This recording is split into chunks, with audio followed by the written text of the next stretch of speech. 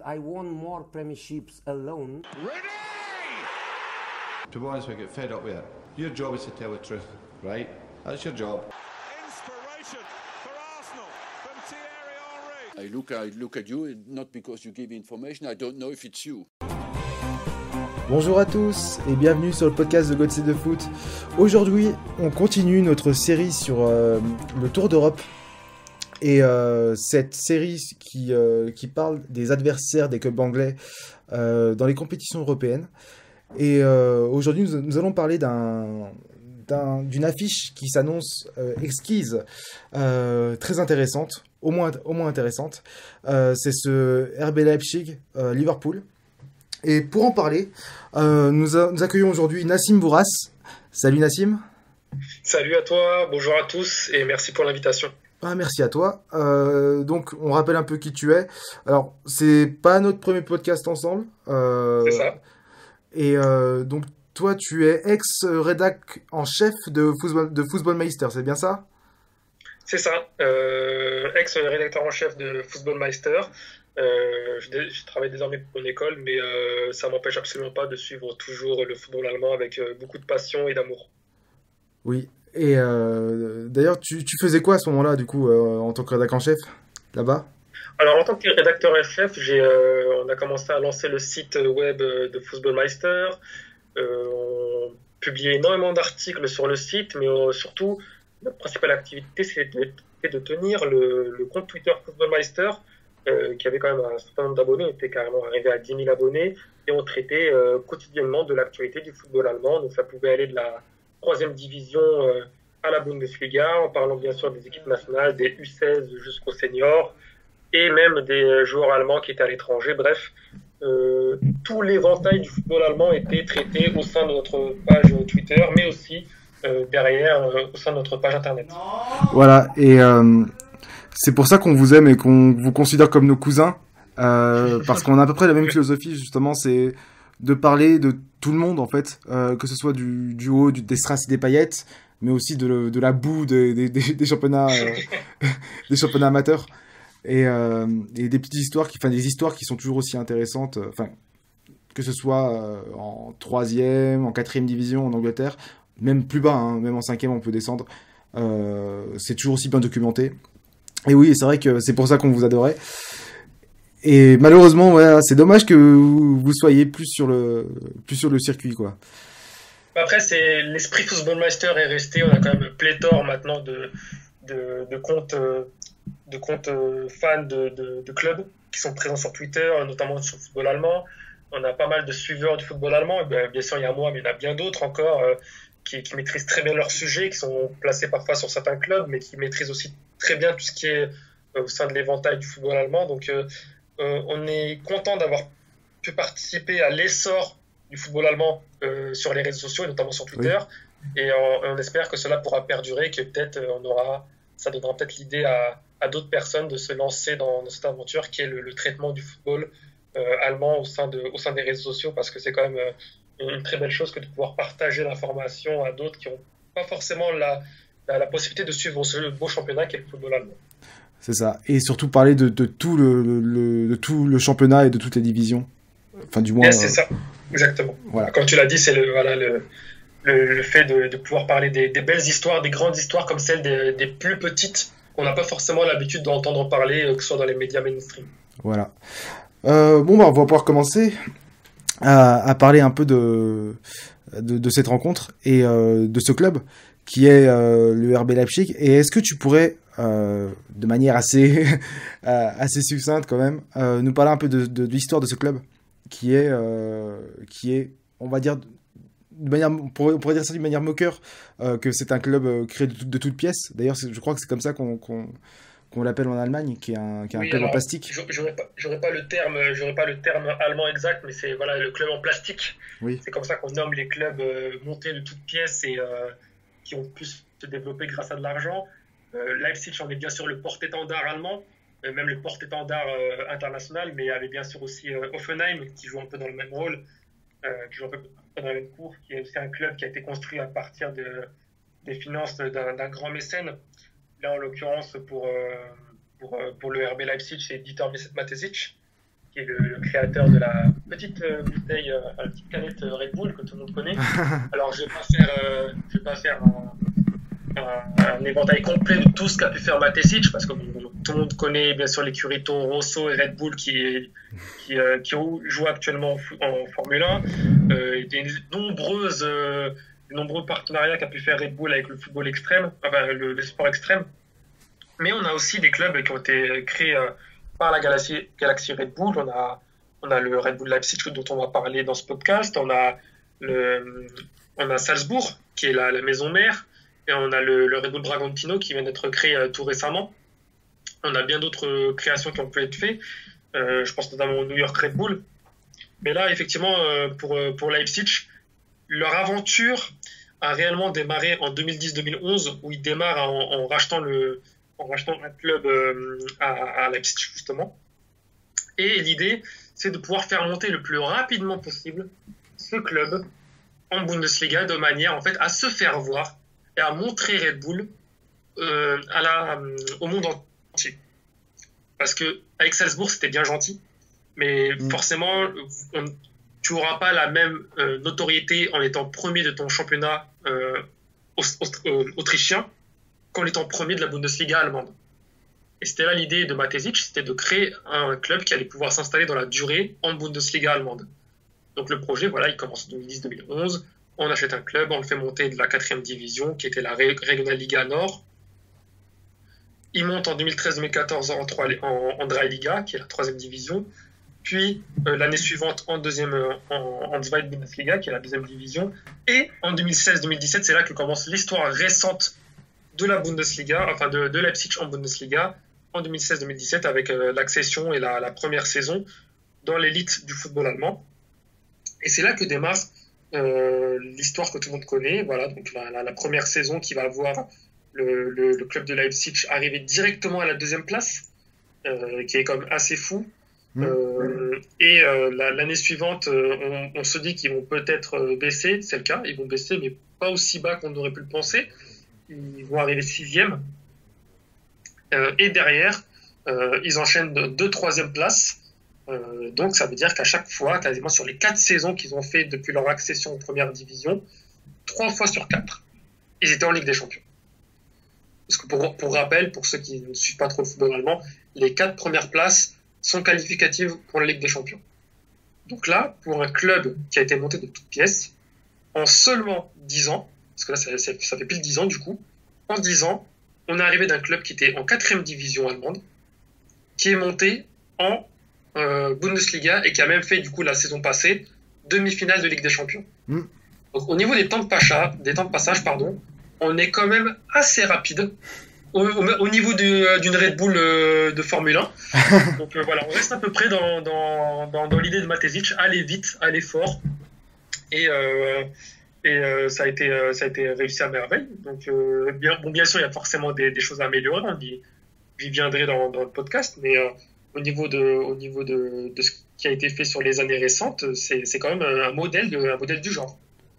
Ouais, c'est un peu un club qui est arrivé on va pas dire de nulle part, mais on peut le dire quasiment, qui est un peu arrivé de nulle part. Leipzig, au niveau de l'échiquier allemand, c'est pas une ville qui est très reconnue. Il y avait peut-être le Lokomotiv Leipzig qui a eu ses heures de gloire à un moment donné, mais rien de bien folichon. On est loin de l'histoire d'un Gladbach, on est loin de l'histoire d'un Hambourg ou d'un Bayern. Leipzig, ça reste une petite bourgade qui avait un petit club qui était un peu connu à un moment donné, mais qui n'a jamais pu faire quelque chose d'extrêmement élevé à un niveau international. Là, Leipzig, on n'est quand même pas arrivé à un niveau Real Madrid ou Bayern, mais petit à petit, le club commence à se faire respecter européen. Et mine de rien, c'est quelque chose à souligner au niveau de la construction du club. Si tant est d'ailleurs qu'il faut d'ailleurs le souligner, Leipzig, malgré ses millions, n'a pas fait la même chose qu'a pu faire un PSG ou qu'un City. C'est-à-dire que sur tous les mercatos qui ont été faits, Leipzig n'a jamais claqué 70 millions d'euros sur un joueur. Et c'est pas dans la politique du club. Même si, à l'heure actuelle, s'ils le voudraient, Leipzig pourrait payer Mbappé. Ils en ont les capacités financières. Mais ils ne le feront pas parce que ce n'est pas dans la capacité, ce n'est pas dans le plan marketing, ce n'est pas dans le plan sportif du club. Le club n'a pas pour vocation de se concentrer sur une seule superstar, mais plutôt sur plusieurs joueurs de très bon niveau qui vont développer et par la suite soit revendre, comme ils ont pu le faire avec Naby Keita qu'ils ont vendu à Liverpool, ou Sadio Mané, mais là pour le coup il était à Salzbourg, qu'ils ont vendu derrière en Angleterre. Mais là pour le coup, soit développer des joueurs pour les vendre, ou soit développer des joueurs pour les garder au sein même de Leipzig, qui va être du coup la maison mère, qui va être le club ultime de la galaxie Red Bull, et derrière aider le Red Bull Leipzig à grimper les échelons, et derrière pourquoi pas obtenir le Graal, c'est-à-dire la Ligue des Champions. Et ils sont pas passés très loin la saison dernière. Ouais, du coup, c'est un peu. Du coup, le RBL est un peu le Verstappen du football pour Red Bull, c'est ça? Mais en soi, je pense que c'est même la meilleure comparaison possible. Oui. Tout simplement parce que, justement, voilà, Verstappen est le premier pilote. Pour ceux qui ne sont pas trop fans de F1, voilà, l'écurie de Red Bull en Formule 1 a 2 pilotes. Donc le pilote numéro 2, c'était Albon qui est parti, et le pilote numéro 1, c'est Verstappen. Et justement, au sein de l'écurie Red Bull, tout est concentré pour Verstappen. Parce qu'on sait que c'est lui le numéro 1, on sait que c'est lui qui a le plus de chances de remporter des titres, ou de remporter le titre en Formule 1. Voilà, donc... Du coup, on concentre toutes les capacités financières et techniques sur lui. Et c'est exactement le même principe au football. On a, pour le coup, pas deux clubs, on a 3-4 clubs, avec Bragantino au Brésil, les New York Red Bull aux États-Unis et Salzbourg en Autriche. Et ces 3 clubs vont concentrer tout leur talent pour Leipzig. Ouais. Et à chaque fois qu'on aura un grand joueur qui va exploser au Brésil, aux États-Unis ou en France, ou en Autriche, chacun de ces joueurs va venir se glisser, si possible, en Allemagne, même si c'est pas forcément une règle. On l'a bien vu la saison passée avec Erling Haaland, qui a été, entre guillemets, formé chez Red Bull, il a été en post-formation chez Red Bull à Salzbourg, mais ça l'a pas empêché de signer à Dortmund plutôt qu'à Leipzig. Est-ce que tu pourrais un peu nous parler de ce Julian Nagelsmann, qui est un entraîneur prodigieux et très jeune. On l'a vu déjà en Europe, ce qu'il a fait la saison dernière, que ce soit au Final 8 et pour nous comme spécialistes entre guillemets du football anglais face à Tottenham, et cette saison face à United, on est tout le temps, à chaque match, on est subjugué par ce qu'il fait en Europe. Est-ce que tu pourrais nous parler un peu de sa personnalité, de sa carrière, de comment il joue en fait? Est-ce que c'est aussi un fils de Klopp entre guillemets, un entraîneur de l'école de Klopp, de l'école allemande? Voilà. Est-ce que tu pourrais nous parler un peu de tout ça? Alors, Julian Nagelsmann, pour parler de son histoire, c'est une histoire qui aurait pu finir de manière tragique. C'est une histoire qui commence plutôt bien, dans le sens où il est un jeune joueur, pas forcément promis à être une superstar, mais c'est un joueur qui est promis à un avenir professionnel. Et il commence à le devenir au sein de Munich, alors pas forcément du Bayern, mais du 1860, qui est le club rival.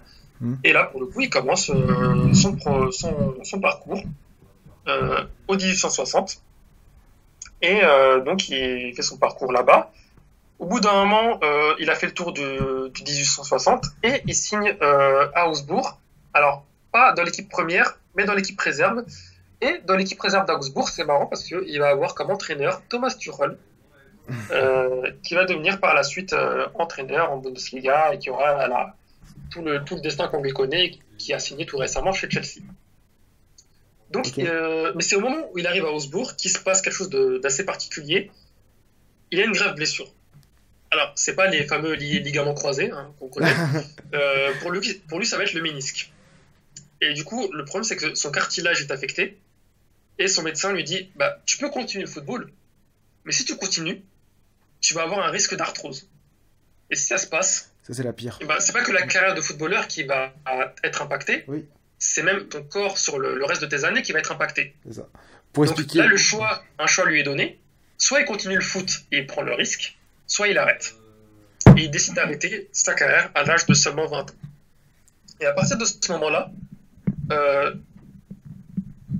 on a eu beaucoup de joueurs qui ont arrêté leur carrière et qui ont totalement arrêté le football.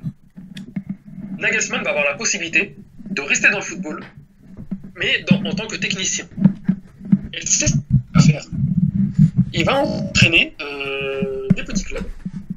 Il va rester à Augsbourg en tant que technicien. Et au bout d'un moment, il va avoir une offre d'Offenheim. Offenheim qui est comme Leipzig, un club entre guillemets monté de toutes pièces, même s'il a quand même un passif un peu plus ancien que Leipzig. Il a été créé un peu plus longtemps, de manière un peu plus ancienne que Leipzig. Et Offenheim décide de le prendre en tant que coach des moins 19, des U19 d'Offenheim. Donc il devient coach des U19. Et on se dit que ce jeune coach, il a quand même de bons résultats. Et au bout d'un moment, en octobre 2015, Huub Stevens, qui est viré en fait chez Hoffenheim, là du coup les grandes pontes d'Hoffenheim se disent on va mettre qui? Et ils décident de mettre Nagelsmann. Et à ce moment-là, un peu comme actuellement Terzic à Dortmund, il est plus vu comme une solution de rechange en fait. Nagelsmann, c'est typiquement le jeune entraîneur qu'on va mettre là peut-être un petit moment et on va attendre d'avoir un meilleur choix et on va le remplacer. Et au fur et à mesure, on se rend compte que la mayonnaise prend et que malgré ses 28 ans, malgré ses 28 ans, donc en février 2016, d'ailleurs, Stevens, je me suis trompé, en fait, il n'est pas viré, en fait, il démissionne pour des raisons médicales. D'accord. En février 2016, quand Stevens s'émancipe d'Offenheim et qui prend sa place, Nagelsmann est le plus jeune entraîneur de l'histoire de la Bundesliga à seulement 28 ans. Et à ce moment-là, on peut se dire comme quoi ça peut poser problème, puisque on a certains joueurs comme Ibisevic qui sont à ce moment-là plus vieux que l'entraîneur. Et ça peut poser possiblement problème au niveau de la capacité à se faire comprendre des joueurs qu'il a. Parce que des joueurs comme Ibisevic ont une carrière internationale, ont une carrière pro infiniment plus forte que celle qu'a pu avoir Nagelsmann. Un peu comme Mourinho à ses débuts, où Mourinho n'avait pas forcément une grande carrière de footballeur international derrière lui pour se faire valoir. Mais là où va se faire la différence, c'est au niveau de l'apport technique et l'apport tactique qu'il va apporter. Nagelsmann va apporter quelque chose de totalement neuf qui a encore été quasiment jamais vu en Bundesliga. On parle souvent de Klopp, en disant comme quoi c'est un héritier de Klopp. C'est un héritier de Klopp dans la stratégie allemande de former des nouveaux entraîneurs, mais pas forcément dans la lignée tactique. Si tu veux, c'est un héritier de Klopp dans le sens où le football allemand a eu de graves problèmes après 98, où justement la Coupe du Monde avait été désastreuse. Et à ce moment-là, les grandes pontes du football allemand se dit, ok, ils se sont dit, il faut qu'on change globalement notre stratégie sur le football allemand. Dans un premier temps, la stratégie a été de changer la formation. À succès, ils ont formé de très grands joueurs comme Schweinsteiger, Philipp Lahm, etc., Thomas Müller. Dans un second temps, il fallait aussi changer la physionomie des entraîneurs. Parce que, un peu comme on l'a actuellement en Ligue 1, c'est un peu le même schéma. Les vieux entraîneurs qu'on a, les vieux de la vieille qui se changent un peu ils se changent un peu leur place, un peu comme des cartes Pokémon. Allez, tiens, tu quittes Toulouse, je te reprends à Lorient, et que moi je vais à Paris, et que moi je prends ta place à Marseille. C'était à peu près le même principe en Allemagne. Et on s'est dit, il fallait qu'on change ça, en fait. Il fallait qu'on change ça parce qu'en fait, on allait droit au mur. On allait droit dans le mur. Et ça allait poser des problèmes pour la suite parce que on voyait qu'on n'avait pas de grands entraîneurs à placer pour la sélection nationale. Et on s'est dit, tiens, on a placé un Joachim Löw en 2006 qui n'a pas de parcours extraordinaire en tant que footballeur. Pourquoi pas faire la même chose dans le championnat? Et du coup, il s'est passé ça. On a placé des Tuchel, on a placé des Klopp, et on place des Nagelsmann dans des postes d'entraîneur de haut niveau.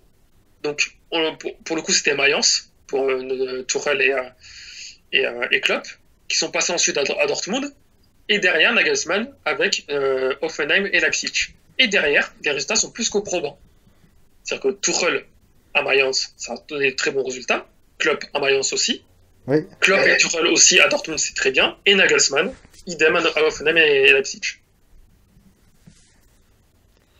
D'ailleurs, c'est sympa que tu parles un peu de cette de ce croisement entre Klopp, enfin du moins de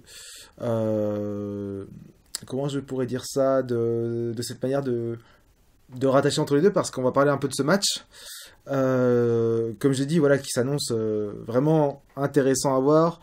Une bataille tactique, mais pas dans le genre 0-0.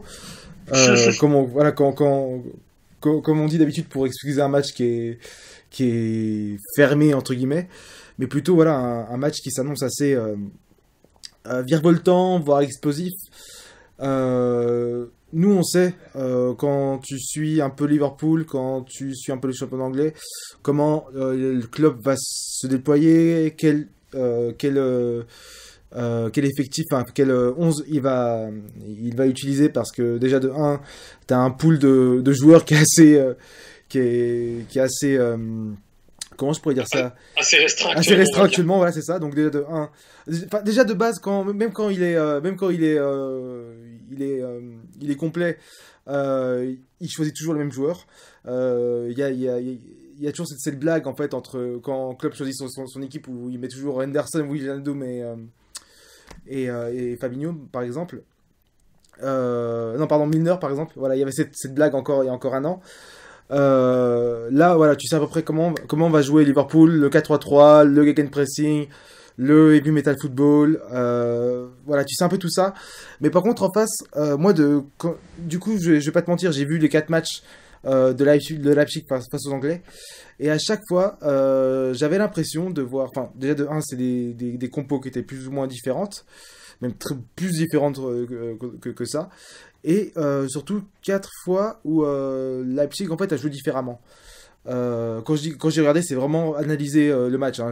Voilà, j'ai quand même vu plus de matchs de Leipzig que ça. Mais ce que je veux dire, c'est que dans les 4 matchs, en fait, tu peux avoir une équipe qui veut attaquer d'entrée.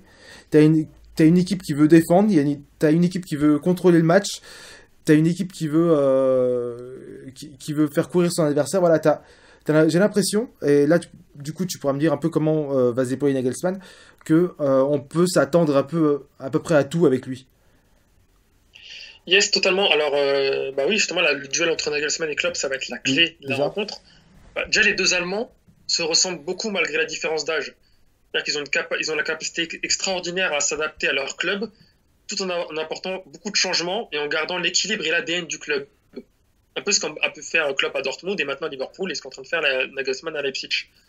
Et en fait, Nagelsmann, il a su parfaitement intégrer son modèle, son modèle de coaching, au modèle Red Bull qui était déjà préinstallé et créé par Rangnick, qui avait été le directeur sportif jusqu'alors de Leipzig. Et en fait, tu vas voir que dans les matchs de Leipzig, c'est pas bien différent de Liverpool, dans le sens où Nagelsmann s'appuie sur un socle. Il s'appuie sur un socle de joueurs et il le change assez peu. Il a ses hommes forts. C'est-à-dire que tu verras toujours Gulacsi dans les cages. Ça ne changera jamais. Tu auras Upamecano, Mukiele. Tu auras parfois Alstenberg. Oui. Au milieu de terrain, tu auras Sabitzer, qui est vraiment, voilà, c'est l'élément central du milieu de terrain. C'est lui qui va faire la transition entre la défense et l'attaque. Tu auras Angelino, qui est actuellement la pépite prêtée par City, qui est vraiment à un niveau hallucinant cette saison. Angelino qui pourra à la fois être en défense et en attaque, parce qu'à la base il a été recruté en tant que latéral, mais maintenant il est tellement bon offensivement qu'on le place carrément en attaque. Et Dani Olmo, pour le coup, qui commence à faire son trou au sein du club, qui est l'une des dernières recrues de Leipzig. Là-dessus, tu verras Nagelsmann s'appuyer sur ça. Et à partir de là, Nagelsmann va leur faire tout un gloubi-boulga de tactique. Oui. Parce qu'en fait, la tactique va être totalement changeante. Nagelsmann n'est absolument pas partisan du modèle où tu vas rester bloqué sur un 4-4-2 ou un 3-5-2 pendant tout le match. C'est pas ça, Nagelsmann. Nagelsmann, comme tu l'as dit, il change de compo à chaque match. Et même pendant le match. pendant le match, tu vas le voir, il va commencer avec un 4-4-2. Après, il va passer sur un 3-5-2. Du coup, c'est un enfer pour les analystes pour suivre le match. Ça, c'est vrai. C'est un enfer parce qu'en fait, il change tout le temps et il est tout le temps hyper actif. En fait, si tu veux, Klopp, il est hyper actif d'un point de vue gestuel. Tu le vois tout le temps, il est en train de bouger dans tous les sens sur son banc de touche. Nagelsmann, il est hyper actif d'un point de vue tactique. Il change tout le temps, il s'arrête jamais. Et du coup, ça devient imprévisible d'un point de vue analyse. Et ça devient aussi imprévisible d'un point de vue pari sportif. Pour ceux qui nous écoutent et vous voulez parier, ne mettez pas d'argent sur Leipzig. Si vous voulez. Pas parce que Leipzig va perdre contre Liverpool ou parce que Leipzig va gagner contre Liverpool. Tout simplement parce que Leipzig est imprévisible. Et le meilleur exemple, c'est ce qui s'est passé il n'y a pas très longtemps dans la phase de groupe avec Manchester United. On a un Leipzig capable de perdre 5-0 et quelques semaines plus tard de mettre une quasi-correction à Manchester, même si Manchester a pu revenir en fin de match. Mais c'est ça Leipzig en fait. C'est que le système de jeu est tellement changeant qu'en fait on peut s'attendre au meilleur comme au pire. Et en fait c'est ça Nagelsmann, c'est que d'ailleurs on l'a vu au match aller avec Manchester United, c'est que ils sont en train de perdre 3-0, mais Nagelsmann n'est pas en train de leur dire mettez le bus et verrouillez le score. Non, on teste plein de trucs. Il est en train de faire son Frankenstein. Il est en train de tester plein de trucs. Il est dans son laboratoire en fait. Il est dans son laboratoire et c'est pas grave, on prend le 4e but et vas-y qu'on tente un nouveau truc. Et on prend le 5e et c'est pas grave, quitte à prendre le 6e. C'est pas grave parce que pour lui, le but c'est pas de lui prendre 4, 5, 6 ou 7-0. Le but c'est d'apprendre de ses erreurs et de comprendre quelle stratégie est la meilleure. Et mine de rien, ça a fonctionné parce qu'il s'est pris certes 5-0, mais derrière, il gagne, il se qualifie pour la phase finale. Et derrière, c'est qui est éliminé de la Ligue des Champions? C'est pas Leipzig, ouais. C'est United. C'est ça. C'est ça. Donc en fait, il faut bien faire attention en fait à la stratégie que met en place Nagelsmann. Certes, au niveau des joueurs, c'est souvent les mêmes. Là, pour le coup, il y aura peu de surprises. Mais au niveau de la tactique, elle va être très changeante. Et c'est chose qui est assez difficile à prévoir, même s'il y aura quand même une constante, ça va être le gegenpressing, qui est lui hérité de Klopp. Nagelsmann a horreur de voir l'adversaire avoir le ballon trop longtemps. Il a horreur de ça, du coup, à chaque fois, tu verras les joueurs presser à fond. Ils pressent à fond. Toujours, ils ne laissent aucun répit aux joueurs. L'un des meilleurs exemples, c'était le match contre le PSG. Les joueurs parisiens, même s'ils ont gagné le match, tu les vois, ils souffrent physiquement. Ils souffrent parce qu'à chaque fois qu'ils ont la balle, ils ont deux joueurs de Leipzig en train de leur courir dessus, à fond, jusqu'à la fin du match. Et ça, c'est horrible. Ça, c'est horrible d'un point de vue défenseur, mais même d'un point de vue attaquant. Tu as la balle, tu vois deux mecs en train de te courir dessus, c'est la 80e minute. D'où ils sortent ça? Et c'est pour ça qu'en fait, Leipzig ne veut pas acheter de gros top players, parce qu'en achetant des Neymar ou des Mbappé, pour prendre leur exemple, qui sont les plus connus, tu t'exposes en tant que coach à devoir leur laisser plus de liberté, parce que forcément, c'est des joueurs qui ont besoin de liberté, et forcément, c'est des joueurs qui vont forcément faire moins de replis défensifs. Alors qu'un Poulsen ou un Forsberg, tu peux leur demander de faire du repli défensif. Parce qu'ils n'ont pas le statut de superstar. C'est des créateurs, certes, enfin, pour Forsberg, c'est un créateur, mais il va avoir cette deuxième palette de pression. Chose que Neymar et Mbappé n'ont pas. Et c'est la raison pour laquelle Leipzig ne recrute pas à coups de millions. Il recrute des joueurs qui sont là sur le profil du club. Des joueurs qui sont là à se donner à fond de la première minute à la 90e. Et c'est ce qui va se passer avec Liverpool. Par contre, l'énorme problème que ça peut poser, c'est qu'en février, les organismes ne sont pas les mêmes qu'en septembre. Surtout que là, en plus, il y a un élément à prendre en compte, c'est le Final 8. Liverpool n'est pas... Je crois qu'il me semble que Liverpool n'est pas allé jusqu'au Final 8. Non. Voilà. Et Leipzig, oui. Et même jusqu'en demi-finale. Et du coup, les organismes ont eu très peu de temps pour se revigorer. Et là, on l'a vu. Là, ces derniers temps, Leipzig, sur les derniers matchs, c'est un peu difficile. Et ça reste une défaite contre Mayence. Jusqu'à présent, Leipzig, c'était quand même une équipe qui avait du mal à battre, même au-delà de ça, hein, au-delà de la fatigue, Leipzig, c'est une équipe qui a du mal à vaincre les gros. Là, pour donner un petit exemple, Leipzig, c'est une équipe qui a fait nul contre, de mémoire, ils ont fait nul contre Leverkusen, ils ont fait nul contre Wolfsburg, ils ont fait nul contre le Bayern. Ça reste quand même un bon score, là, nul contre le Bayern, mais ça reste défaite contre Gladbach. Et ça reste aussi défaite contre, il me semble aussi, Leverkusen, si j'ai bonne mémoire. Mais derrière, en gros, contre les gros, ils ont énormément de mal. Même contre Dortmund, ils ne gagnent pas contre Dortmund. Donc ça montre que ils ont encore ce cap à passer de vaincre les gros pour pouvoir enfin titiller le Bayern pour le championnat. C'est encore, ils ont du mal à le faire. Ils ont commencé à le faire la saison dernière en Ligue des Champions, en battant Tottenham, et surtout en battant l'Atlético Madrid, qui est surtout l'un des plus gros poissons qui sont pu battre en Ligue des Champions. Parce que jusqu'à présent, ces dernières années en Ligue des Champions, et même en Europa League, Leipzig, ça avait du mal contre tout le monde, même contre Rosenborg. Et là, on a pu voir que ça a pu monter en gamme. Mais ça reste quand même pas un club de top niveau européen. Ça a quand même certaines failles. En l'occurrence, la gestion humaine des joueurs. Là, on voit que Nagelsmann a son socle de joueurs. Problème, il y a trop de matchs. Problème, il y a eu le Final 8. Problème, la récupération. Comment on fait? Il y a un match ils ont perdu contre Mayence. Il y a les clubs qui arrivent derrière. Hein. Il y a Leverkusen qui arrive derrière, il y a Wolfsburg, il y a Gladbach qui arrive derrière, il y a Dortmund. Même si Dortmund est dans une passe un peu négative, il ne faut pas les sous-estimer. Donc attention. Et d'un autre côté, il y a l'échéance européenne. Et Liverpool, c'est pas le petit du coin. Donc à partir de là, comment on fait? Est-ce qu'on laisse de côté la Bundesliga? Parce que ça va clairement être la question à se poser. Ou alors, il y a la Ligue des Champions. Sachant qu'ils sont demi-finalistes en titre. Et ça, c'est un problème parce que Nagelsmann a certes commencé à recruter des joueurs pour le banc. Ils ont recruté notamment Kluivert, Wang Hichan, qui vient justement de Salzbourg. Ils ont recruté Benjamin Henrich, Sanlot. Tout ça, c'est des joueurs qui sont sur le banc, qui commencent petit à petit à être titulaires. Mais pour la plupart, c'est des joueurs qui sont sur le banc. Ça reste un banc plutôt bien fourni. Encore faut-il que Nagelsmann les mette en place lors des matchs de Bundesliga. Parce qu'il est très clair que cette équipe de Leipzig ne pourra pas tenir dans un très court terme, voire moyen terme, la Bundesliga avec la Ligue des Champions.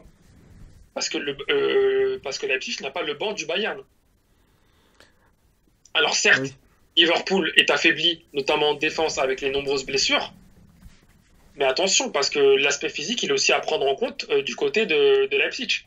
Parce que ça sert à rien de passer contre Liverpool si c'est pour se retrouver avec 5 blessés et pour se faire éliminer au tour suivant. Oui, c'est vrai. D'ailleurs, là, tu me fais penser que ça peut être une sorte de match miroir parce que Liverpool est très très mauvais en ce moment, va très mal en ce moment. Ils sont sur une spirale assez négative avec seulement une victoire sur les 7 derniers matchs, si je me trompe pas. Donc, bon, d'ici là, il y a quand même 4 matchs de championnat que je crois entre le moment où on se parle et le moment où il y aura le match aller. Idem pour Leipzig, 4 matchs aussi d'ici le match. Donc, pardon, pour Liverpool, il y aura 5 journées, pardon. Il y aura encore 5 matchs à jouer. Ah ouais, c'est encore plus compliqué pour le coup. Voilà, donc voilà, d'ici là, quand même, ça, peut-être que les choses vont s'inverser pour Liverpool et pour Leipzig d'ailleurs. Mais moi, je me demande comment Leipzig va réussir à gérer en fait les courses en profondeur en fait des attaquants de Liverpool, parce que je me souviens notamment face au PSG, dès que Mbappé avait 1 ou 2 mètres d'avance sur son défenseur, il était inarrêtable en demi-finale 2020. Et je me demande comment va réussir Nagelsmann à pallier à ça. Alors, la gestion de la profondeur, je pense pas que c'est le plus gros problème de Leipzig, pour le coup. Oui. Et tu soulèves le match de la demi-finale, à très juste titre. Mais ce match-là, le problème, il vient pas de la gestion de la profondeur, mais plutôt de la gestion mentale de l'équipe. D'accord. On a clairement senti à ce niveau-là à Leipzig inexpérimenté de ses joutes. Très clairement. Ça s'est vu dès le début du match, avec des erreurs fautives de Gulácsi, des erreurs banales, incroyables, des erreurs qu'il ne fait jamais. Tout simplement parce que c'est la pression, en fait, la pression d'une demi-finale de Ligue des Champions. Gulácsi, c'est un très bon gardien. C'est quand même pas le gardien du siècle, on va pas se mentir, mais c'est un gardien tout à fait correct. Un gardien qui fait de très bonnes prestations, et c'est pas pour rien qu'il est là depuis très longtemps, qui garde les cages depuis très longtemps de Leipzig. Mais on a très bien vu contre Leipzig, contre le PSG, et en fait, il a juste perdu les pédales, en fait. Il a paniqué, et ça a donné le score que ça a donné. Et il n'y a pas que Gulácsi qui a perdu les pédales dans ce match-là, la défense aussi, le milieu de terrain, personne ne savait plus où se mettre, en fait. Et en fait, la défaite de Leipzig en demi-finale de Ligue des Champions s'est jouée sur le fait que ces 11 joueurs, et même Nagelsmann dans un certain sens, l'effectif Red Bull Leipzig n'a pas su gérer ce match. Oui. Prenons le cas concret, un cas parfait pour que nos éditeurs puissent comprendre. Le cas parfait, c'est le Lyon-Bayern qui s'est passé de l'autre côté, en demi-finale. Le Bayern a l'habitude de ces joutes, a l'habitude d'aller en finale de Ligue des Champions. C'est quelque chose qu'ils connaissent, des dirigeants jusqu'aux joueurs. Du coup, tout le monde s'attendait à ce que Lyon se fasse écraser comme s'est fait écraser le Barça juste au tour d'avant. Tout le monde s'attendait à ça. Sauf que le Bayern a quand même, pendant un certain temps, subi la pression de Lyon. Et tout le monde a pensé que c'était quand même étonnant. Et quand on suit un peu le Bayern, c'est pas si étonnant que ça. Parce qu'en fait, le Bayern a l'habitude, et le but, c'est pas de surcharger les joueurs d'un point de vue physique pour mettre un 9-0 à l'adversaire. Le but, c'est pas ça. Le but, c'est profiter de la fatigue qui va être générée par la surcharge d'activité des attaquants lyonnais pour ensuite contre-attaquer et mettre le coup de grâce mental. Et c'est exactement ce qui s'est passé. Je m'égare un peu, mais c'est pour qu'on puisse comprendre et mieux revenir sur Leipzig. C'est que le premier but du Bayern, qu'on regarde bien, c'est une action lyonnaise qui est sur le point de mettre le 1-0. Neuer relance, contre-attaque, Gnabry marque, et après, à partir de là, Lyon est démoralisé. Et plus jamais ils reviendront. Plus jamais ils ne reviendront. Pourquoi ? Parce que le Bayern sait comment gérer une demi-finale de Ligue des Champions. Et le Leipzig n'a jamais su, il ne sait pas, parce qu'ils n'ont pas d'expérience en fait. C'est la première fois qu'ils vont aussi loin dans une compétition européenne. Et regarde, si tu regardes bien, c'est exactement la même chose qui se passe il me semble que c'est en demi ou en quart d'Europa League avec Salzbourg contre Marseille, Galaxy Red Bull, même chose. Un Red Bull qui n'a jamais pu arriver aussi loin dans une compétition européenne, ils se retrouvent contre Marseille, ils ont totalement la capacité d'arriver plus loin et ils perdent totalement les pédales et après ils enchaînent, ils prennent but par but parce qu'en fait ils ne savent pas gérer un match, de ce standing. Salzbourg, comme Leipzig, les deux clubs Red Bull n'ont pas l'habitude d'aller aussi loin. C'est des clubs assez jeunes. Et du coup, leur palmarès européen, il est limité à très peu de choses. Si ce n'est à des huitièmes d'Europa League ou à la limite des huitièmes de Ligue des Champions ou des phases de groupe. Mais du coup, quand vous arrivez en demi-finale de Ligue des Champions, ça se fait pas par hasard. Quand vous arrivez en finale où vous remportez un trophée, c'est pas pour rien qu'on dit que la Ligue des Champions, elle ne s'offre pas au premier venu. Et c'est pour ça que le PSG ne l'a pas remporté. C'est parce qu'il y a toute une expérience à obtenir. Et Leipzig l'a acquise lors du Final 8. Et tout ça va être va être travaillé pour cette nouvelle édition. Même si là, en l'occurrence, ça va être compliqué, parce que la saison actuelle est quand même particulière d'un point de vue Covid, d'un point de vue, voilà, on connaît tout ça, les 5 changements, le Final 8 qui a pris beaucoup de force aux quatre participants de la demi-finale. Et comme Nagelsmann s'appuie sur son socle de joueurs, ça va être compliqué. Encore heureux pour eux que Liverpool a ses problèmes de blessures. Sans les problèmes de blessures, ça aurait été quasiment impossible pour Leipzig. Très bien. Moi, j'avais une dernière question et après, je pense qu'on pourra se laisser. Enfin, une ou deux d'ailleurs. Déjà, donc on en parlait un peu comme avant le podcast, avant l'enregistrement. Est-ce que tu penses que Leipzig peut devenir un grand d'Europe comme l'est le Bayern ou Dortmund en Allemagne? Voilà, les têtes de gondole dès qu'on pense à des grands clubs, en fait, on pense directement à ces clubs-là. Est-ce que tu penses que voilà, ce club, Leipzig, peut en devenir un? Il peut en devenir un. À la question s'il en est un, non. Oui. Est-ce que c'est un grand d'Europe? Un grand d'Europe dans le sens Real, Barça, Bayern? Non, certainement pas.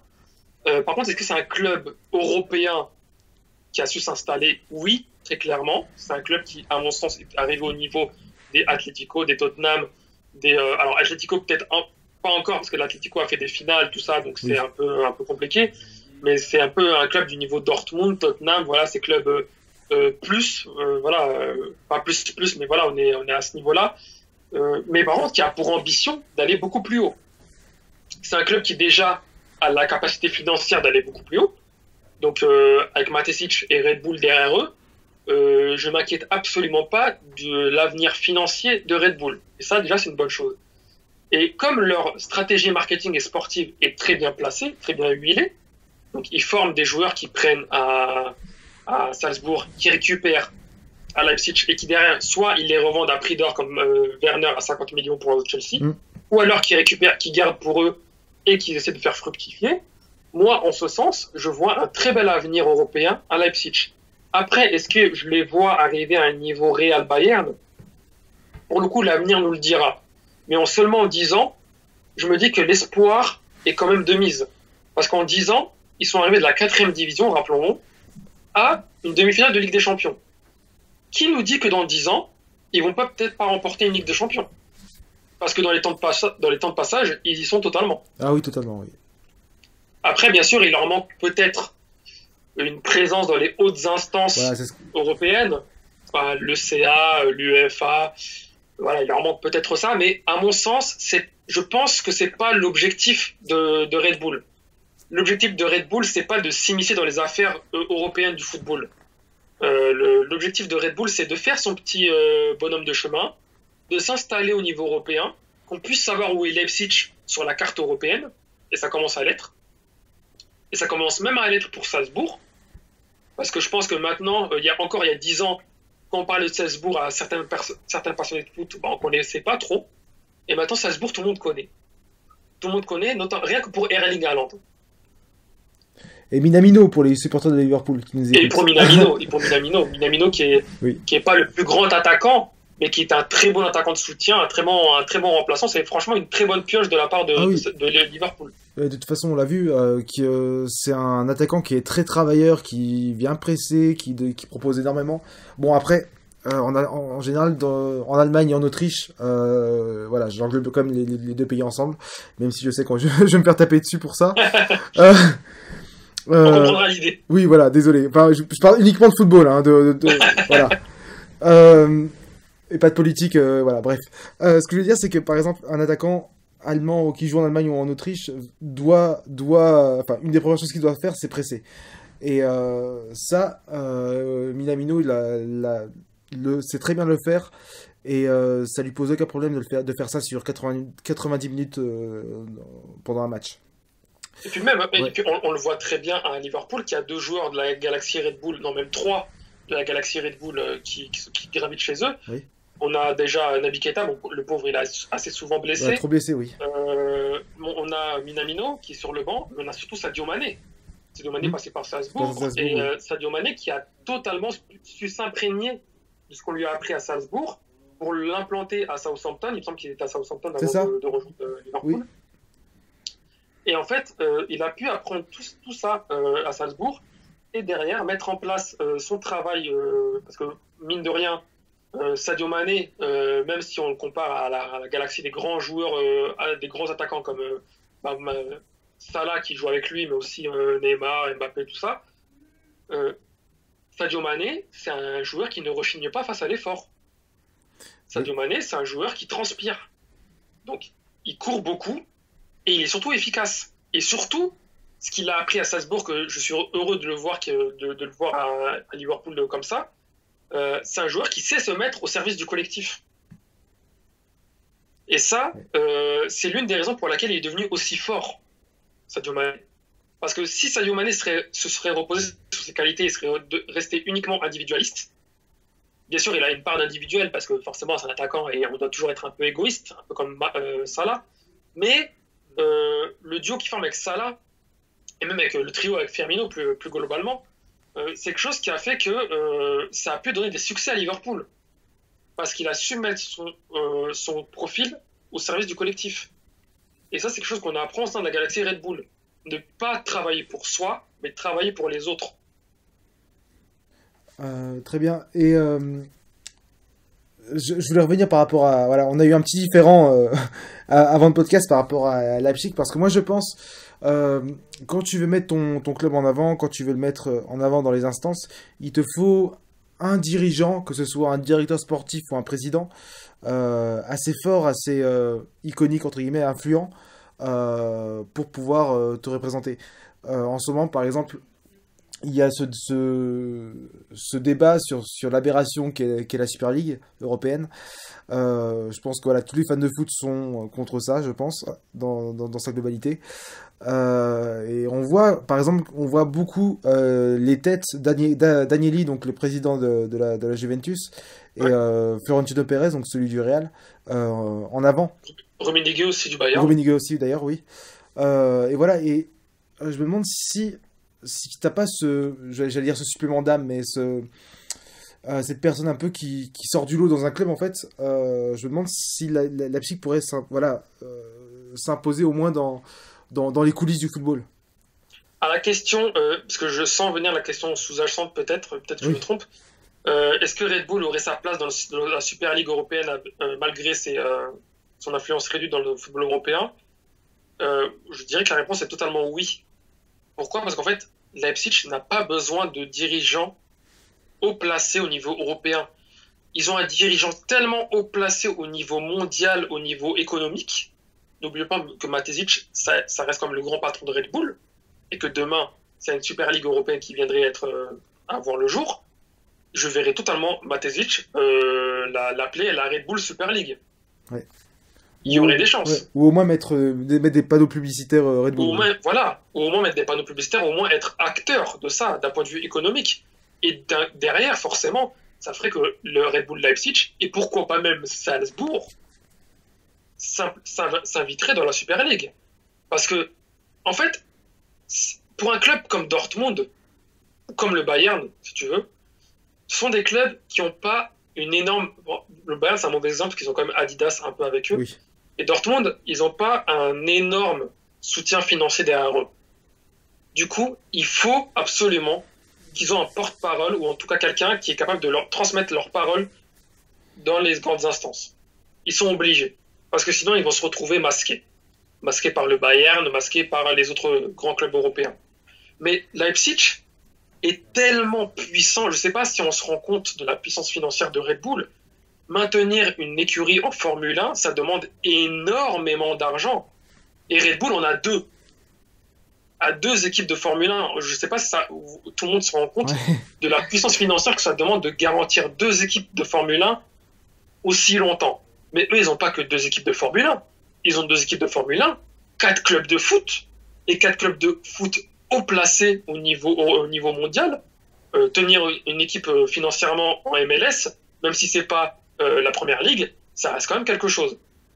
Et à partir de là, je pense que d'un point de vue financier, même s'ils n'ont pas l'argument politique, l'argument financier est tellement puissant qu'à partir de là, c'est une Super League qui va voir le jour.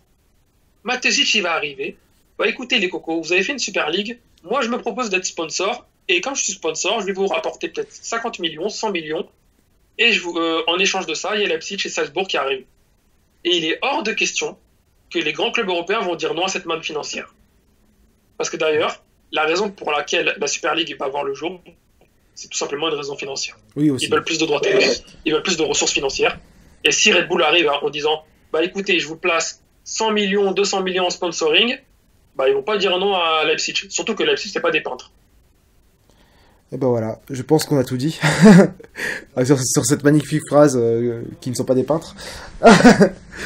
Ben voilà. Donc, le match qu'on va suivre en parlant de peinture, ça va être un peu de l'art. Hein, le match Liverpool Liverpool-Leipzig, on va avoir des buts, ça va clairement pas être un 0-0, ça va être artistique d'un point de vue tactique, aussi bien d'un point de vue sportif. On risque d'assister à un très très beau match. Ah, c'est ça, voilà. Je pense que tu vas. Je pense que c'est ouais, là, tu rentres chez toi après le travail, tu te prends ta bière, tu te mets devant le match et tu te détends, quoi. Ça va être ça. Tu te détends, clairement. Bon fauteuil, une pizza, voilà. T'es bien. C'est ça. Après, je pense qu'il faudra quand même mettre des lunettes parce que je pense que ça va aller très vite d'un côté comme de l'autre. Oui. Ah oui, faut pas être épileptique. Du tout. Bon bah voilà, merci beaucoup Nassim. Mais de rien, merci à toi aussi pour l'invitation. Ça a été un plaisir de parler un peu foot allemand et un petit peu foot anglais aussi. Oui, c'est ça. Puis moi, ça me fait plaisir de parler de clubs que je vois rarement en fait. Et même si Salzbourg, pardon, voilà, on a tellement parlé de Salzbourg que je m'en emmêle les pinceaux. C'est un bouillon. Voilà. Mais voilà, en tout cas, Leipzig, ça fait plaisir d'en parler parce que quand on parle de football allemand, encore aujourd'hui, on parle uniquement du Bayern, un peu Dortmund, mais rarement des autres. Donc voilà, ça fait toujours plaisir. C'est ça, il faut donner un peu de lumière au club qui le mérite, surtout que Leipzig mérite d'avoir sa part de lumière. Oui. Donc voilà, merci beaucoup et à la prochaine, j'espère. Et de rien, et aux auditeurs, passez une bonne soirée ou une bonne journée, ça dépend à quelle heure. Allez, auf Wiedersehen. Auf Wiedersehen.